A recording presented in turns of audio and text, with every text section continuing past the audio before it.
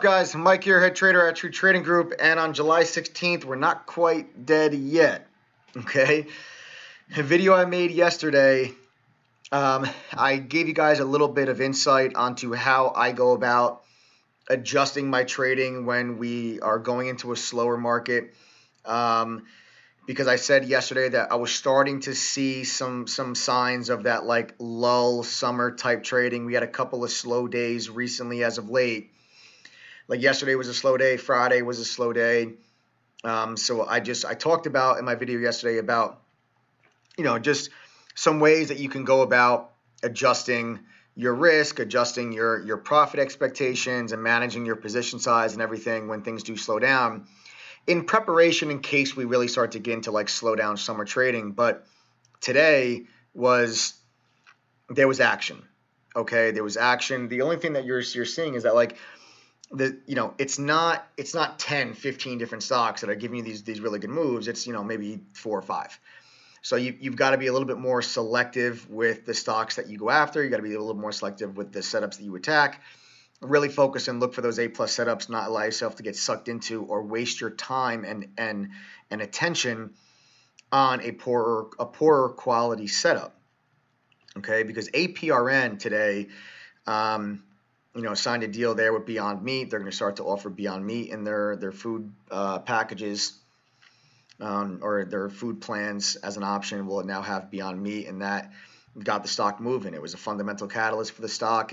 They attached themselves to a very high-profile name that has a lot of interest and has a lot of eyeballs on it. So it got that entire investment community and that shareholder base of Beyond Meat. It got all of those shareholders looking at APRN. It's a recent reverse split, so a lower float, and the thing just started moving. And once it got going, this thing really hauled ass today. And I was very, very surprised at actually the move that APRN made. I caught a piece of this APRN trade. We're going to go over that trade with you. I did not expect this thing to go to 1350.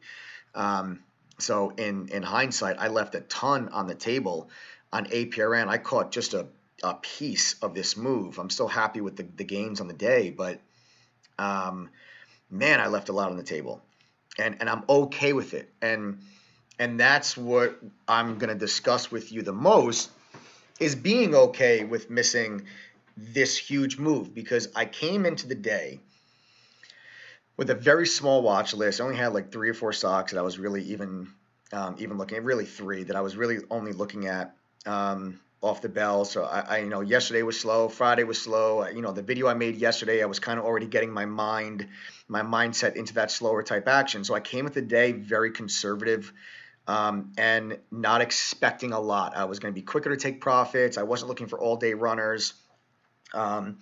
So that was my mindset coming into the day. I was able to catch this trade on APRN. I was very happy with my entry point. My entry was spot on. My patience on waiting for the opportunity to get long was really good. I like the patience that I displayed on the entry. But I resisted the FOMO during lunchtime. Okay, and even though APRN ended up going from $9 up to $13.50, and I only caught like 60 cents of that move, I'm still very much okay with it, because this entire move, if you were not already long, if you were not already long at some point in here, it would have been very hard to pull the trigger and get long in here. Okay, it would have been very difficult. Now, if you were already long from back in here, it becomes easier to hold on to that position. But if you were flat and you're looking to get in this move, was actually a pretty difficult trade to get into, because I felt like I would have been chasing the whole time. I was already out. By the time the stock started making this move, I was already flat APRN. Okay, so when this stock starts to make this move, there was no point during this move that I did not feel like I was chasing it. Okay, I wasn't comfortable with where my stop loss would be. The stock was in squeeze mode. It just wasn't an entry that I was comfortable with. And again, I have that conservative mindset. So, rather than me succumb to the FOMO and end up chasing this thing, I'm happy with myself that I had a very clear game plan coming into the day. I'm being conservative, taking profits a little bit quicker, focus on maybe some singles. I wasn't looking for home runs because that action has not been there the last couple of days. And I didn't want to get caught with my pants down, like really going pedal to the metal, seventh gear, and I'm getting like these one and done type moves, and I get caught in some failed breakouts. I didn't want that to happen. So I'm happy that I was able to resist the FOMO and not chase APRN higher. So like that's why I'm okay with not catching the move to 1350. Guys, you're not going to catch every single stock that makes a move during the day, nor are you going to catch the entire move that stock makes. Okay, so that's why it makes it very easy for me to sit here and be okay with the stock going to 1350, me leaving as much on the table as I did, because I'm just happy that I was able to actually come into the day with a game plan and stick to it and have the mental discipline to not let the FOMO take over. This would have been an example where the FOMO, it would have made sense. You would have made money. You could have chased APRN during lunch and you would have made money on it. So I'm sure I'm going to have a lot of traders that are maybe watching this video and they're like, Mike, what the hell are you talking about? You missed this huge move. You suck. How could you miss that? That's not a good trade. And sure, if that's how some of you feel, then fine. I mean, that's how you feel. I'm telling you that I'm okay missing this move because I wanted to come into the day very conservative, and I wanted to see a lot of the small caps especially. I wanted to see them really prove to me that there is momentum, that there is follow through, that we're not heading into a summer low type of trade. And that's exactly what we got today. APRN, huge move. BPTH, big move in the afternoon. So we had a couple of small cap names that gave us really good moves. That's exactly what I wanted to see before I start to go and really put the pedal to the metal again. I'm hoping that this APRN action today and BPTH's move into the close, I'm hoping that maybe kicks some of these small caps in the ass tomorrow and we get some more follow through, some more volume, some more continuation, and we get another APRN type move, and then I'll be ready for it. But I'm okay, missing a huge piece of it because, like I said, I had a game plan. I was going to be conservative. I was going to take profits. I didn't succumb to the FOMO, even though in this case, chasing it would have worked. More times than not, chasing will end up hurting you. So I'm okay with it. I'm happy with my trade. I'm happy with my profits on the day.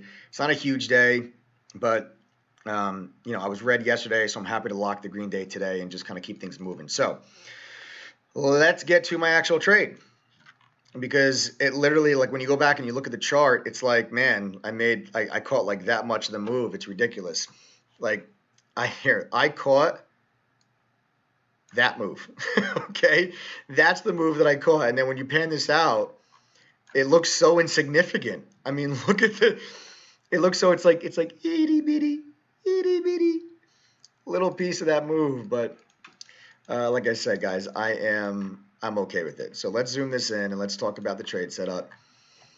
Okay, we had the gap up on the news. We put in the initial morning high after you get your first little pullback here.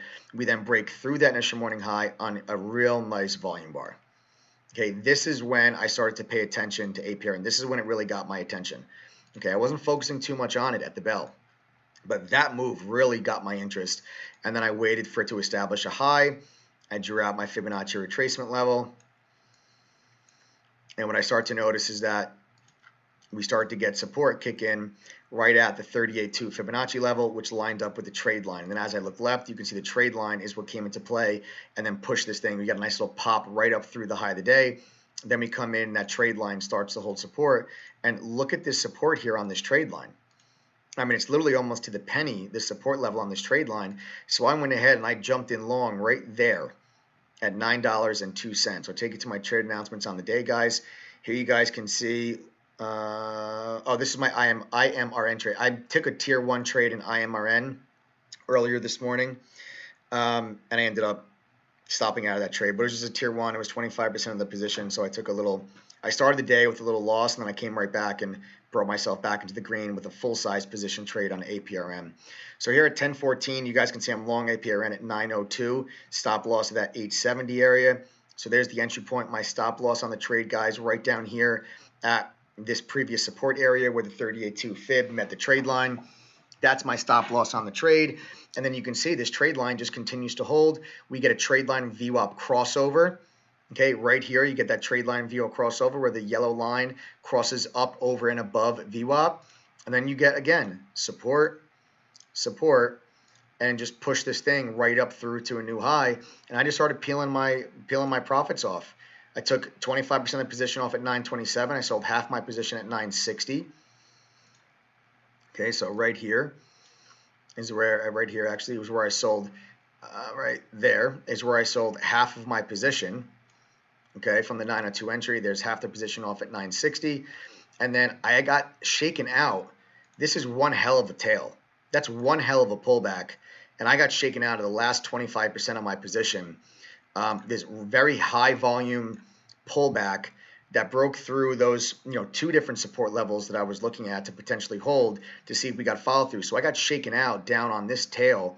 Okay, right down here is actually where I ended up exiting that last piece of the position at 914. So still profitable all the way around, but very tiny profit on that last chunk of the position. The bulk of my gains on half my position, about a 60-cent per share profit, and I got shaken out there. Otherwise, I still would have been in, this move with 25% of my position. Now, I'm realistic enough, and I know myself well enough that I still would not have held this thing all the way to 1350, not a chance in hell, especially not when I'm coming into the day trying to be conservative. In all fairness, in all honesty, if I was still long 25% of the position, I'm flat at somewhere in here. Somewhere in there, I'm flat. I'm not holding all the way up to that 1350 when I'm coming into the day thinking conservatively. So that also helps me be at ease with missing this move, because I know even if I was still in that initial trade, I'm not holding until 1350. I'm probably out somewhere in this region around $10. $10 to 1050 was actually my final take profit target when I initially entered the trade.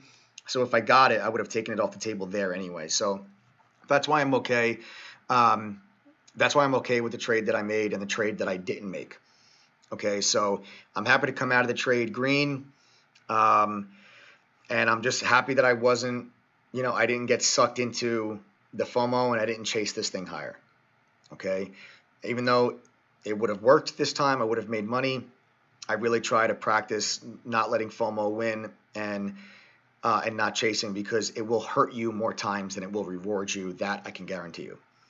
Okay, so that's it, gang. Hopefully this action wakes up some of the small caps for tomorrow, and we'll be ready. We'll be going right back at it. Take care, guys. I'll see you in chat.